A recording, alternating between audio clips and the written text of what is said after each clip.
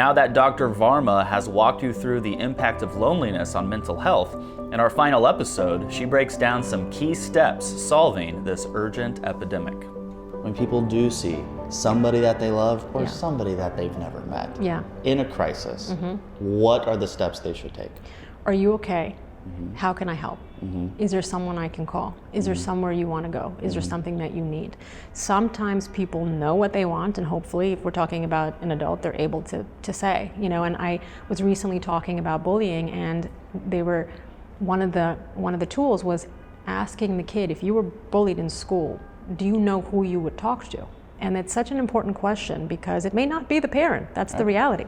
And it may be a teacher or a guidance counselor or a friend's parent. But having sort of in your mind an emergency contact list, an emergency contact person. And you should also be aware, if you are ever, as someone going through something, who would I call and take in case of an emergency? Because we always think of case of emergencies as I break my leg and I'm in the hospital. That's no, the psychological case of emergency person we need to have, on our favorite speed dial list as number one. This is who I talk to, because I can't tell you how many people I work with who seem completely high functioning and they're depressed, but they have great jobs and everything is going well in their life, and they feel suicidal. Right? Suicidality, by definition, implies that there's an impulsivity.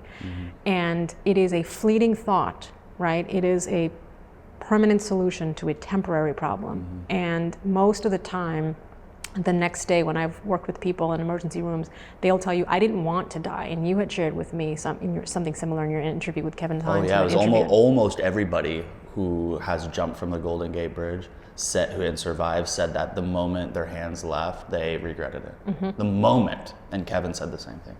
And that impulsivity, and if you imagine if you had already known your entire life that there is one or two or three people that you can go down that list and that you must call, right? Like, we need to ingrain this into people's minds, psychological first aid, right?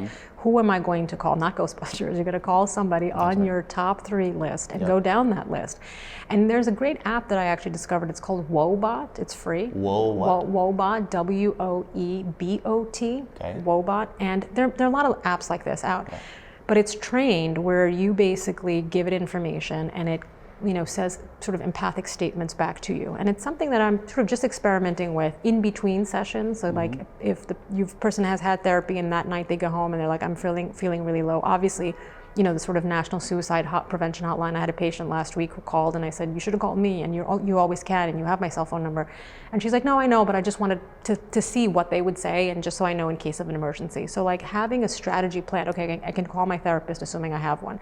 A lot of times people don't want to burden family members. So you have to kind of really, I always tell people, in times of peacetime versus crisis or wartime, you should identify what is in your, quote, distress tolerance toolkit. So in times of emergency, who are you going to call? What behaviors are helpful for you? What's self-soothing? I don't care what that is for you. But engage in a list of behaviors. And yes, if you're suicidal, me telling you to go take a warm bath is not going to be number one on your list. We've talked about this.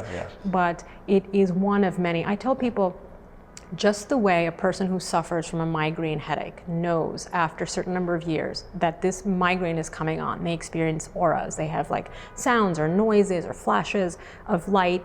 They know it's coming on, and they know that they need to take medication to short circuit that. They may need to lie down in a dark, quiet room. The same way when a person is experiencing an attack, whether it be a panic attack or an attack of depression and suicidality, be aware of the hopelessness, the helplessness, that chain of events that is spiraling down, and try to intercept that before your mood goes. I always check in with people at the beginning of the session. What's your mood on a 1 to 10? 10 is the best, 1 is the worst. 0 is I don't want to live anymore.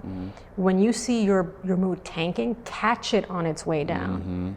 Don't wait for it to get to a 1. And most people do. There's an act of sort of desperation.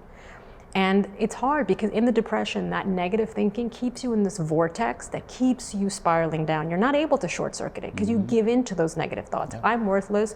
Who's going to answer the phone? You don't even bother. I've done that many times. Many, many times. Wow. And it's always disastrous. How did you get out of it?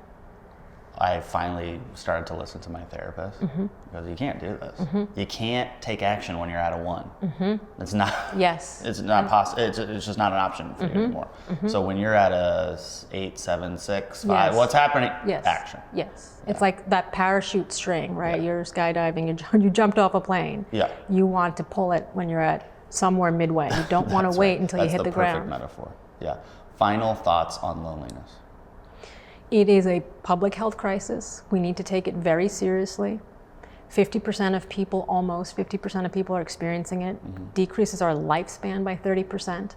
The youngest generation is being affected. The key is to be meaningfully engaged in your life, in your activities, in your hobbies, in your interests. Never lose a sense of mastery. I don't care, you don't have to be the best at it. Anything that gives you pleasure when you're doing it, you feel like there's a flow, you feel meaningful in life. People want to feel needed. They want to feel as if they have value and they're valuable and they have worth. Helping other people gives you a sense of self-worth, right? So don't be stingy with your time. Yeah. It's free. Yeah. Thank you so much for sharing all of that. I suggest to you guys watching to get more access to Dr. Varma, check out our Debunking Depression series on MedCircle.com.